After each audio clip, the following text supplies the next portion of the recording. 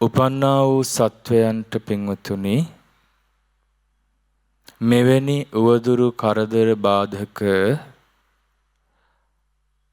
නිරන්තරයෙන් මුහුණ පාන්නට සිද්ධ වෙන විදිහට එනවා.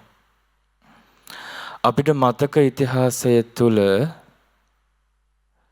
මේ වගේ නිවෙස්වලටම හිර වෙලා ඉන්න මුළු රටේම පිරිසට මෙපමණ දීර්ඝ කාලයක් සිද්ධ වෙලා නැති නිසා මේක අලුත් අත්දැකීමක් වෙන්න පුළුවනි. අනාගතයේ දුර්භික්ෂ තත්ත්වයන් පවා නිර්මාණය වෙන්න පුළුවනි. මේ වගේ තාක්ෂණික දියුණුවක් නැති යුගයක මේ වගේ sannivedana තාක්ෂණයක් නැති කාලේ මේට වඩා අභාග්‍ය සම්පන්න කාලවකවානු පසු කරලා තමයි ලංකා ඉතිහාසය ඉදිරියට ඇවිත් තියෙන්නේ. වලගම්බා රජුරුවන්ගේ කාලේ ඔබ දන්නවා අවුරුදු 12ක තිබ්බ දුර්භික්ෂය. ඒක එකම එක අවුල් ජාලාවක්. වලගම්බා රජුරුව කැලේ හැංගුණා. රට අරාජික වුණා. එතකොට පොළොන්නරුවේ නකුල කියන ග්‍රාමයේ හිටියා බ්‍රාහ්මණයෙක් තිස්ස නමින්. එයාට තමයි කියන්නේ තීය බ්‍රාහ්මණයා කියලා. ජනප්‍රසාදයට පත්වෙච්ච යంత్ర මන්ත්‍ර ගුරුකම් හරුකම් ගැන හසල දැනුමක් තිබ්බ මේ බ්‍රාහ්මණ තිස්ස යෝග මේ තමන්ගේ ශාස්ත්‍රයෙන් බලනකොට ඔහුට නිමිත්තක් පෙනුණා රටේ රජකම ගන්න පුළුවන් කියලා. අද වගේම එදත් මේ රටේ රජකම ගන්නට විවිධ අනාවැකි ඇහුවා. එතකොට සමහරු මුලා වුණා. ඉතින් මේ තීය බ්‍රාහ්මණයා හිතුවා Tamanට මේ රට අල්ලා ගන්න පුළුවන්. ඔහු කැරලි ගැහුවා. ඒත් එක්කම උතුරෙන් ආක්‍රමණික දෙමළ පිරිසක් දකුණු ඉන්දියාවෙන් ආපු රට ආක්‍රමණය කරන්නට සූදානම් වුණා. වලගම්බා රජුරෝ බැලුවා තමන්ගේ සේනාව තමන්ගේ බල පරාක්‍රමයේ මදි. නිසා තීය බ්‍රාහ්මණයත් එක්ක කතා කරලා කිව්වා ඔබ අපේ රටේ කෙනෙක් අර විදේශීය ආක්‍රමණිකයෝ එනවා ඔබ වුන් සමග යුද්ධ කරලා මේ රාජ්‍ය හිමි කරගන්නට කියලා උපක්‍රමයක් කළා.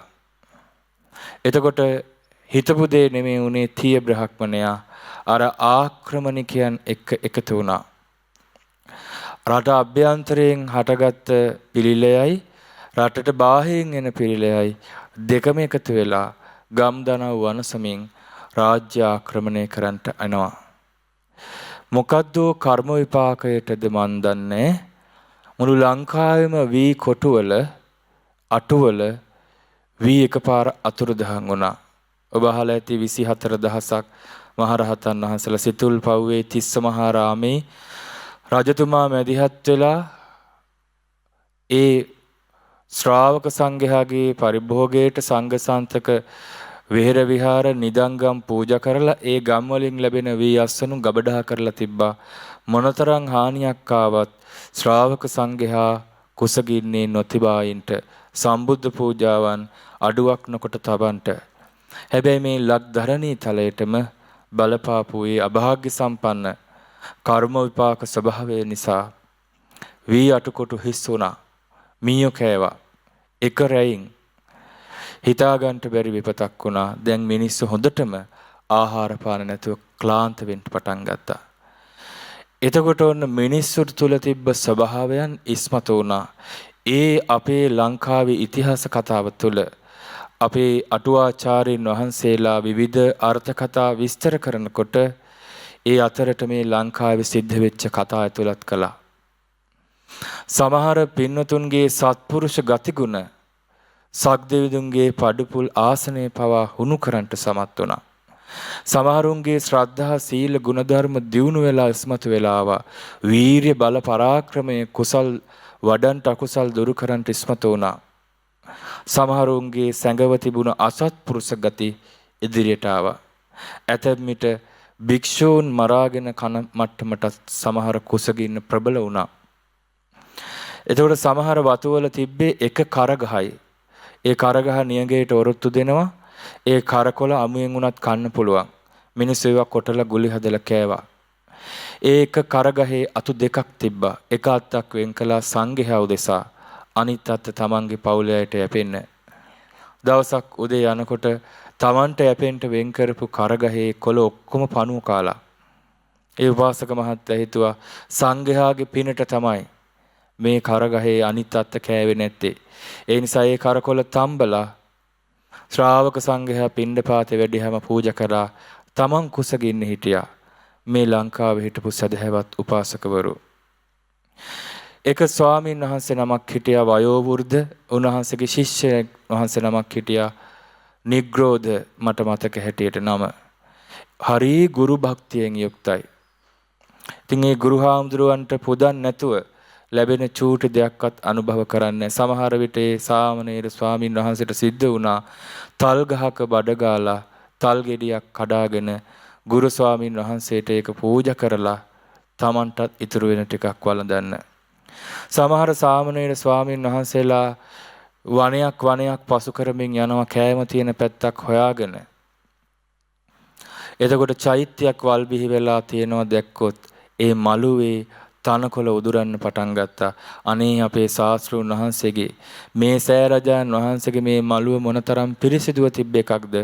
මං වගේ වත් පිළිවෙත් වලට කැමති ශ්‍රාවකෙක් කොහොමද මේක පහු කරලා යන්නේ කියලා අර කුසගින්න ඉවසගෙන වතුර ටිකක් බීලා අර තනකොළ ගලවලා සෑයට උපස්ථාන කළා.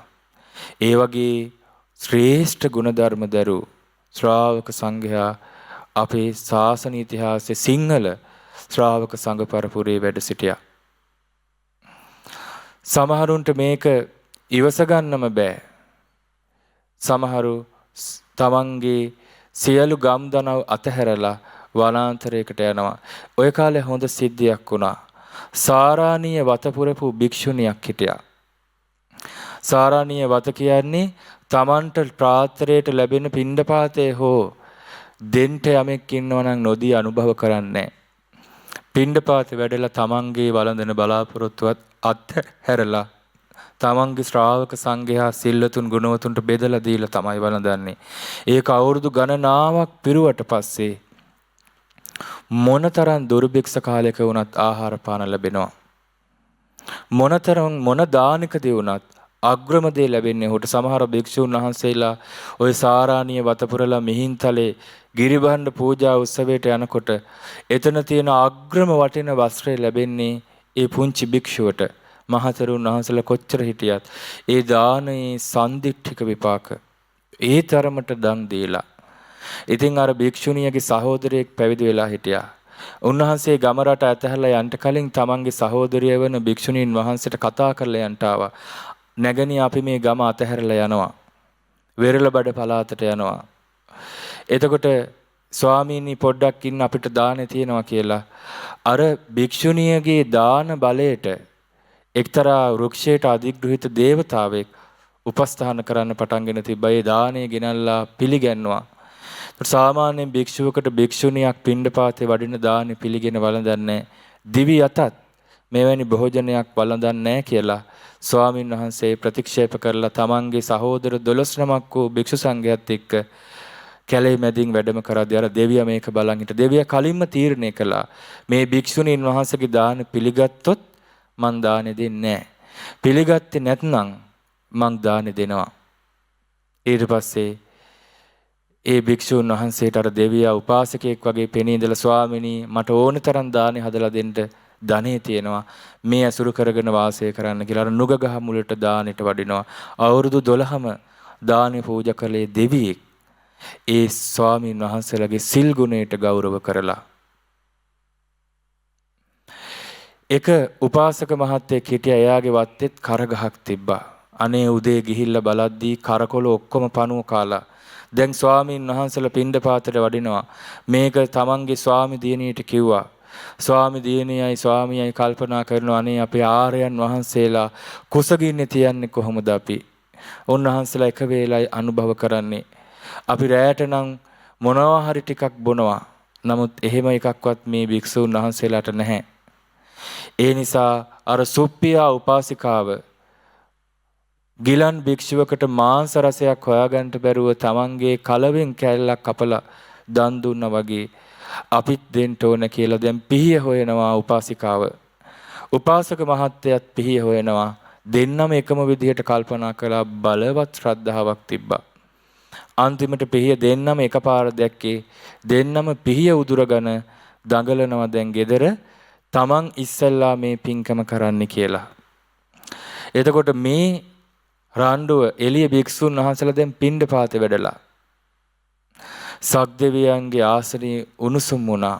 බලද්දී දාන අධ්‍යාශයෙන් සාමාන්‍ය මිහිපිට මිනිස්සෙකුට කරන්න බැරි මහා ධෛර්යයෙන් උපාසකයෙකුයි උපාසිකාවකුයි සෝදානම් වෙනවා. මිනිස් වෙසක් අරගෙන හා මොකද මේ භික්ෂුන් වහන්සේලා පිණ්ඩපාතේ ආපු වෙලාවේ දෙන්න දෙමහල් රණ්ඩු වෙන්නේ.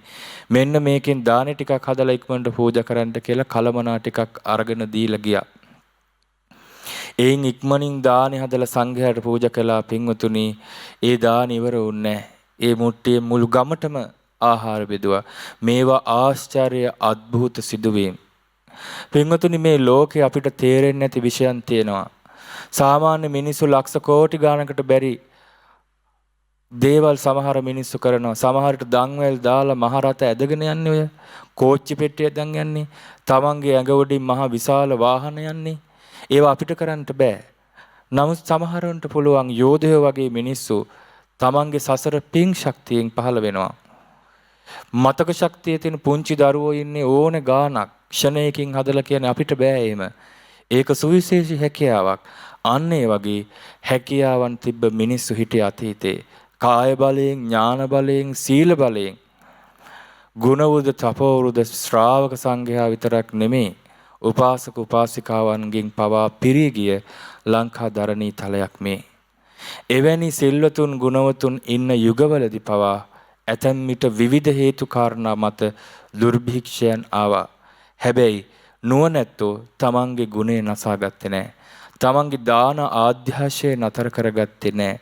තමන්ගේ සිල් ගුණදම් දුර්වල කරගත්තේ නැහැ. උපක්‍රමශීලී වුණා. ශ්‍රාවක සංඝයා ඒ බැමිණිතියා සාගතේ එනකොට කල්පනා කරේ තමන්ගේ ජීවිතේ රකින්න එක නෙමෙයි. රහතන් වහන්සේලා ධර්මයේ විනය දරාගෙන ඉන්න රහතන් වහන්සේලා පිරිනිවන් පාද්දී උන්වහන්සේලා කතා වුණේ අපි කොහොමද මේ ධර්මය ආරක්ෂා කරගන්නේ?